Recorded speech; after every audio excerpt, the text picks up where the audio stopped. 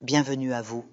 Aujourd'hui, nous abordons un sujet à la fois sensible et important, le récent vote du Parlement français, appelant à une révision de l'accord historique signé en 1968 avec l'Algérie. Ce qui retient particulièrement l'attention, c'est que le résultat du vote a été décidé par une seule voix d'écart, un fait qui rend l'événement d'autant plus significatif sur le plan politique. Mais la question essentielle demeure, si la France décidait réellement d'aller de l'avant et d'annuler officiellement cet accord de manière unilatérale, comment l'Algérie devrait-elle réagir?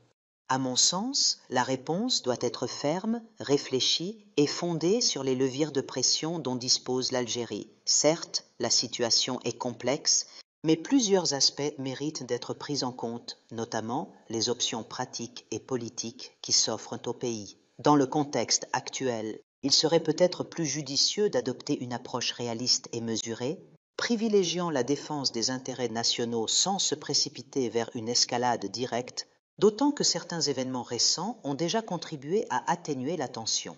L'annulation d'un tel accord ne peut être considérée comme un simple différend politique. C'est avant tout une crise juridique et diplomatique sérieuse. Cet accord, bien qu'ayant subi de nombreuses modifications au fil des décennies, conserve une forte portée symbolique, représentant une forme de reconnaissance, même partielle, du passé colonial et de ses conséquences. Ainsi, toute tentative française de l'abroger unilatéralement serait perçue comme une provocation, et il est peu probable que l'Algérie reste passive face à une telle initiative. L'Algérie dispose de nombreux atouts à exploiter, diplomatiques, juridiques, économiques, sécuritaires et historiques, notamment à travers le dossier mémoriel, qui demeure un sujet de tension permanent entre les deux pays. L'utilisation intelligente et mesurée de ces leviers constitue la véritable défense des intérêts algériens.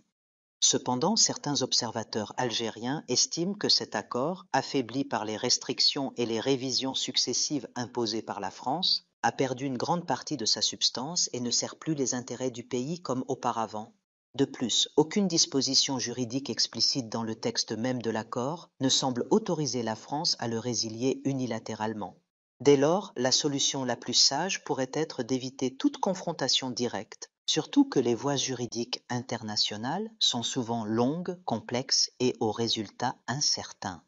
Malgré cela, une décision unilatérale de la France toucherait à un principe fondamental du droit international, le respect des engagements bilatéraux. Ainsi, une réaction diplomatique ferme, voire la menace de recours juridique, serait nécessaire pour réaffirmer la souveraineté algérienne et rejeter toute tentative d'imposer un fait accompli. Il s'agit ici non seulement d'une question de légalité, mais aussi de dignité et de crédibilité politique. Sur le plan pratique, même si la position juridique française paraît fragile, il convient de s'interroger. Cet accord, dont la valeur opérationnelle a nettement diminué, mérite-t-il réellement que l'Algérie engage une bataille diplomatique et judiciaire de grande ampleur, risquant d'affaiblir davantage les relations bilatérales? Peut-être serait-il plus stratégique de considérer la démarche française comme un acte sans effet juridique contraignant, tout en concentrant les efforts sur des dossiers plus urgents et déterminants pour la coopération entre les deux pays. Cela dit, les leviers de pression concrets restent bien présents. Le gaz algérien, par exemple, représente une arme économique réelle. La France en dépend largement. Suspendre ou retarder les négociations sur de nouveaux contrats ou sur l'augmentation des volumes pourrait exercer une pression directe et efficace. De même, la coopération sécuritaire entre les deux pays est un domaine sensible.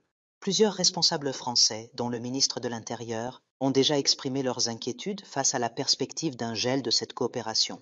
Cependant, il convient de rappeler que ces outils de pression peuvent se retourner contre l'Algérie elle-même. Le gel de la coopération sécuritaire, par exemple, pourrait nuire à ses propres intérêts stratégiques, d'où la nécessité d'une évaluation rigoureuse avant toute décision. Quant au dossier de la mémoire, incluant les crimes coloniaux et les essais nucléaires dans le Sahara, il demeure une arme morale et politique redoutable. Le remettre sur la scène internationale placerait la France dans une position défensive délicate, générant un fort impact symbolique et diplomatique.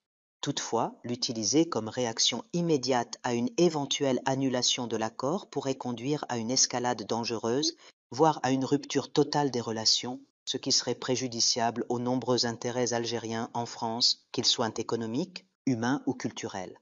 Il s'agit donc de manier ce dossier avec prudence et stratégie dans le cadre d'une vision à long terme et non comme une réaction émotionnelle.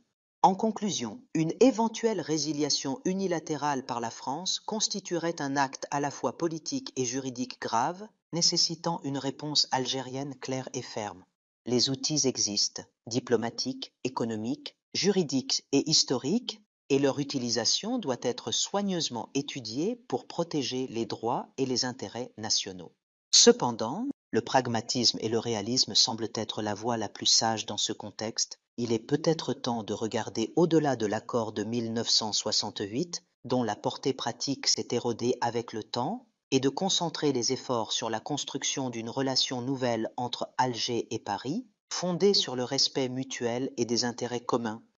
En définitive, ce vote au Parlement français, même s'il reste pour l'instant symbolique, révèle une fois de plus la complexité et la sensibilité des relations entre l'Algérie et la France. Il rappelle que leur compréhension exige une lecture multidimensionnelle, tenant compte du poids du passé, des enjeux du présent et des perspectives de l'avenir. Partagez avec nous vos avis dans les commentaires. Merci à vous.